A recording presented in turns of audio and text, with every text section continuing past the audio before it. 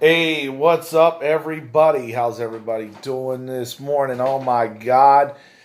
Welcome to the Dr. Quack podcast. Yeah, it's been a wild week, hasn't it? Yeah, as you can see right there. Let's go right into it.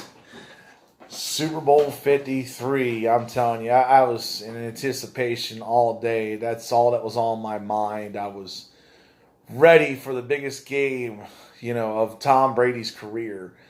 And, going to go get snacks and going to go get beer and, you know, all the people coming over, watching in front of the television. And then the game happened. And I got to say, a lot of people have said that it was a very boring Super Bowl.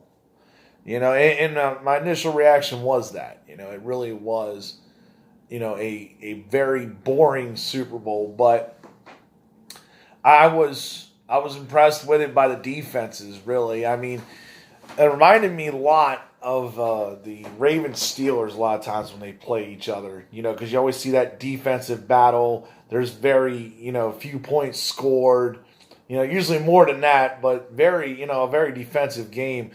And, it kind of proved that Belichick, he's the genius. I mean, he had that defense on fire. He knew what Jared Goff was going to do. He took away all his weapons. I mean, the biggest question to me is how do you not have Todd Gurley really playing? I mean, Todd Gurley came out there, ran a couple of plays, didn't get used much. This is your all-star back. And the reports are out there saying that he wasn't really hurt or he was hurt, and nobody wanted to, disclose that, which, that's kind of BS. You're supposed to disclose that on the injury report, but they didn't do it. So, of course, nobody looks at that as cheating or anything, do they? But 13-3, one touchdown and 2 field goals versus 1 field goal. It was a great defensive battle, but yeah, not Tom Brady's best game. He got his 6th ring, though. Tied with Pittsburgh, all time there in rings there. 6 Super Bowl titles. Can you believe it? I'm shocked there. The NFL, I can't wait till next year, because next year the XFL starts. I compare it a lot to wrestling. When there is no competition for you, you put out a blah product, a big blah. It's just, it wasn't exciting. I'm hoping next year the XFL actually flourishes and makes the NFL have to actually play great games, because offensively it's all about points. Everybody loves points. And that Super Bowl was straight defense, which, a lot of people were mad on. Most people turned it off by halftime. Some of them turned it off in the third quarter. But, in the fourth quarter, it was 3-3. That A+ on both defenses. Congratulations to the Patriots on their 6th Super Bowl ring. I couldn't believe it. Trust me, I was happy when it was over. So I was like, God, please end this game, because it felt so long. But yet, it wasn't. It was only 3 hours. Your normal game. And, on the more NFL news, this kind of shocked me this morning. Of course, Nick Foles, the Philadelphia Eagles, want to franchise tag Nick Foles, which would put him $20 million a year. And of course, Nick Foles, he comes back and he says, look, here, I'll pay you my $2 million to get out of my option and become a free agent. People are like, $20 million, how are you going to turn that down? Seriously. I would, because all of a sudden, here comes NFL teams knocking on the door. And you get to name your own price. So you might go from being paid the 5th best quarterback in the league to possibly the best quarterback in the league. You might be making $25 million a year. Who knows? So I can't blame Nick Foles on that. Do you? Would you just go, here, I'm just going to take the $20 million and stay with the Eagles? No. I doubt most of you would. I know I wouldn't. But free agents are getting ready to come out there because, of course, we got the NFL draft. That's coming up here. A lot of defensive players in this draft coming out, and Bosa's going to be out there, so there's going to be him, and there's going to be plenty of others. So keep your eye out on that. I mean, Joe Flacco, say what you will, Super Bowl winning quarterback.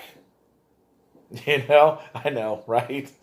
But he's going to be a free agent. There's going to be teams knocking on that door. I mean, there's going to be a lot of questions that need to be answered. Will Big Ben retire? That's another big question that hopefully we're going to get some answers soon here, probably within the next month. So I'm ready to see what happens during the offseason in the NFL. But, continuing on here, my other favorite topic, Monday Night Raw. Let me tell you, what a show. What a show. Becky Lynch refusing medical attention. They are really dragging this out until WrestleMania.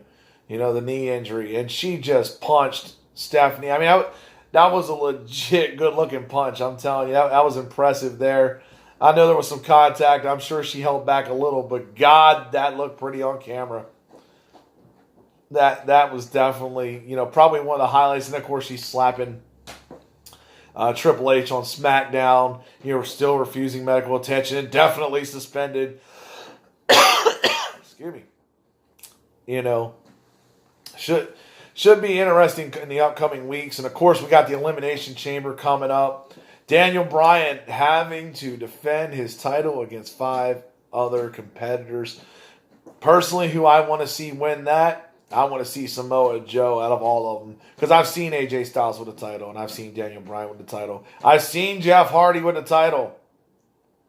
But really, Samoa Joe deserves a championship.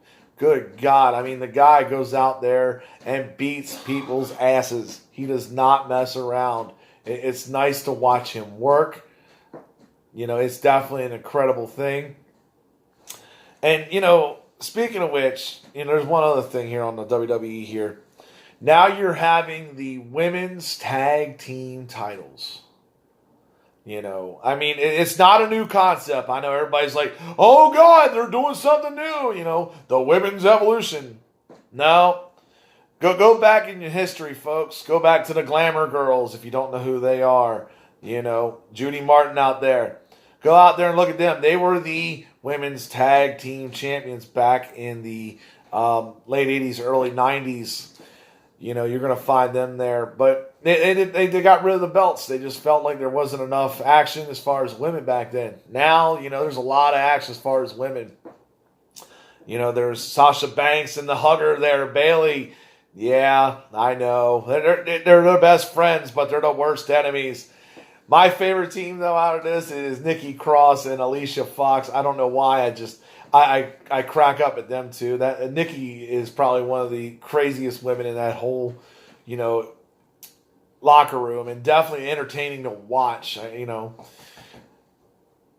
And here we go. This kind of got me, too. So, Ronda Rousey fighting the Riot Squad on Monday night. Took on Liv Morgan. Of course, she made short work of her. And of course the Viking lady. God, why can I not remember her name? I cannot remember her name at all right now. I'm sure somebody's going to write it on the bottom here. But that girl needs to be pushed. That girl has talent. I mean, she is a beast. She looks the part of like somebody who could whoop some ass.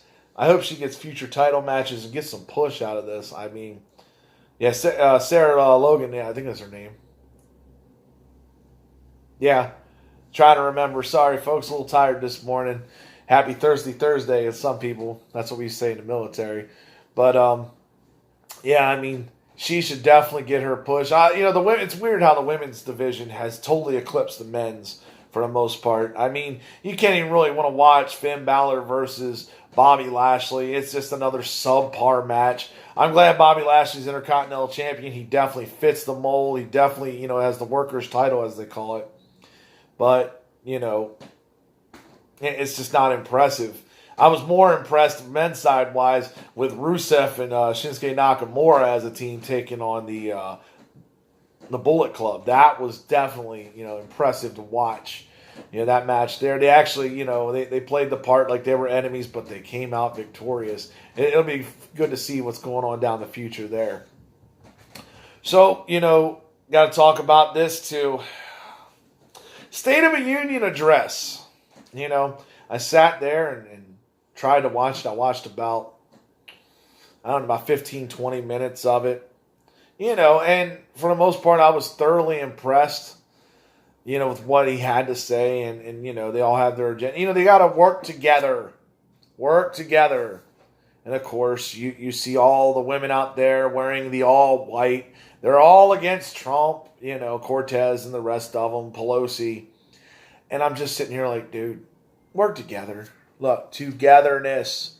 Come on, we're America. We're one nation. We should get that all together there. I got a feeling that we're going to be experiencing another shutdown very soon. It will not shock me. So get ready for that, folks. Also, there you go. This is one of my favorite segments I've been having.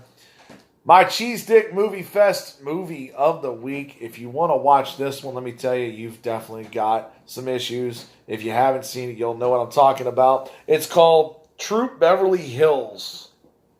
Troop Beverly Hills was a movie with one of my favorite actresses of all time, Shelley Long. And don't forget Coach over there playing her husband. But pretty much Shelley Long and him are getting a divorce. And then all of a sudden she becomes a troop leader to these kids over in Beverly Hills. Yeah, you can imagine Beverly Hills trying to survive in the woods. It's a pretty cheesy movie. I don't want to give too much away on it. But it was pretty entertaining, I thought. I actually liked the movie. I would give it a 4 out of 5 stars. It was definitely, definitely repeat watcher. I would definitely put that on that list. So if you want to, check that out. Also, here in a little bit, I'm going to have an interview with one of my former nemesis and one of my former managers, the legendary Chris Cash. Get ready for that one, folks, because we're going to have some interesting conversation, and it's going to be tell all. So get ready for that in a few hours, and I will see you then. Thank you for tuning in to the Dr. Quack Podcast.